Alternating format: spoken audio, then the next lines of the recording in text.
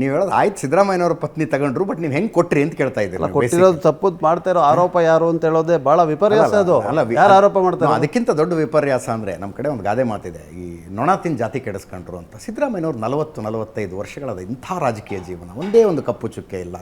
ನಾವು ಭಾಳ ಸಲ ಡಿಬೇಟ್ಗಳಲ್ಲಿ ಹೇಳ್ತಾ ಇದ್ದೆ, ಡಿ ಕೆ ಶಿವಕುಮಾರ್ ಅವರ ಮೇಲೆ ರಾಜಕೀಯ ದುರುದ್ದೇಶದಿಂದ ದಾಳಿಗಳಾಗ್ತಾ ಇದ್ದಾವೆ ಅಂದಿದ್ದ. ಅಂದಾಗ ಹಾಗಿದ್ರೆ ಸಿದ್ದರಾಮಯ್ಯನವ್ರ ಮೇಲೆ ಯಾಕಾಗೋದಿಲ್ಲ? ಸಿದ್ದರಾಮಯ್ಯನವ್ರೇನು, he is not interested in it sir. ನೀವು on camera, off camera, we know how is his conduct.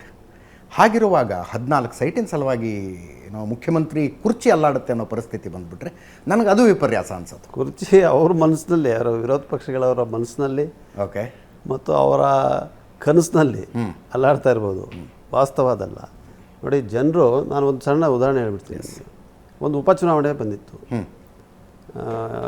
ನಮ್ಮ ಇವರು ಪ್ರಸಾದ್ ಅಂತ ಹೇಳಿ ತೀರ್ಕೊಂಡ್ಬಿಟ್ಟಿದ್ರು ಮಂತ್ರಿಗಳಿದ್ದಾಗ. ಆ ಉಪಚುನಾವಣೆ ಭಾಳ ದೊಡ್ಡ ವಿಚಾರ ಕಾಂಗ್ರೆಸ್ ಪಕ್ಷದೊಳಗೆ. ಹೌದು. ನಾನು ಅವತ್ತು ಹೆಚ್ಚುವರಿ ಅಡ್ವೊಕೇಟ್ ಜನರಲ್ ಆಗಿ. ಆ ಊರಿನ ಜನ ನನ್ನ ಹತ್ರ ಬಂದಿದ್ರು ಯಾವುದೋ ಕೇಸ್ಗೆ. ಒಂದು 20-30 ಜನ ಬಂದಿದ್ದರು. ನಾನು ಉಪಚುನಾವಣೆ ಬಗ್ಗೆ ಏನು ನಿಮ್ಮ ಅಭಿಪ್ರಾಯ ಅಂತ ಕೇಳಿದೆ. ಅವರು ಉಪಚುನಾವಣೆ ಇರೋದೇ ಗೊತ್ತಿರಲಿಲ್ಲ. ಓಕೆ. ಮಾಧ್ಯಮದವ್ರಿಗೆ, ರಾಜಕಾರಣಿಗಳಿಗೆ, ಶಾಸಕರಿಗೆ ಅವ್ರ ಜೀವನನೇ ಬೇರೆ. ಇದೆಲ್ಲ ಭಾಳ ದೊಡ್ಡ ವಿಚಾರ ಅಂತ ನಾವು ಬಡ್ಕೊತಾ ಇರ್ತೀವಿ. ಮತ್ತು ಜನಸಾಮಾನ್ಯರಿಗೆ ತಲೆನೇ ಕೆಡಿಸ್ಕೊಂಡಿರಲ್ಲ. ಓಕೆ. ಸಿದ್ದರಾಮಯ್ಯನವ್ರ ಧರ್ಮಪತ್ನಿಗೆ 14 ಸೈಟ್ ಸಿಕ್ತೋ ಸಿಕ್ಕಲಿಲ್ಲ, ಅವರ ದಿನನಿತ್ಯದ ಜೀವನ ಏನು ಅಂತ ಅವ್ರು ನೋಡ್ಕೊಂಡು ಹೋಗ್ತಾರೆ. ಅದರಿಂದ ಇದರ ಮೂಲ ಉದ್ದೇಶ ಏನು ಅಂತ ಹೇಳಿದ್ರೆ ರಾಜಕೀಯ ಅಷ್ಟೇ. ಓಕೆ. ರಾಜಕೀಯವಾಗಿ ಒಂದು ಕೆಟ್ಟ ಹೆಸರು ಕೊಡ್ಬೇಕು. ತಾವೇ ಹೇಳಿದ್ರಿ 40 ವರ್ಷದ ಸುದೀರ್ಘ ಜೀವನದಲ್ಲಿ ನನ್ನ ಅನಿಸಿಕೆ. ಮತ್ತು ನಾನು ಒಬ್ಬ ಶಾಸಕನಾಗಿ ಅಥವಾ ಅವರ ಸಲಹೆಗಾರನಾಗಿ ಅವ್ರಿಗೆ ಹತ್ತಿರದಲ್ಲಿದ್ದೀನಿ ಅಂಥೇಳಿ ಮಾತನ್ನು ಹೇಳ್ತಾ ಇಲ್ಲ.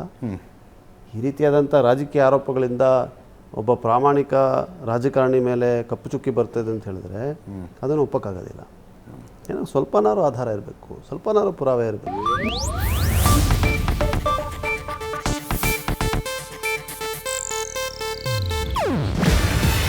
ಇದು ಏಷ್ಯಾನೆಟ್ ನ್ಯೂಸ್ ನೆಟ್ವರ್ಕ್ ಪ್ರಸ್ತುತಿ.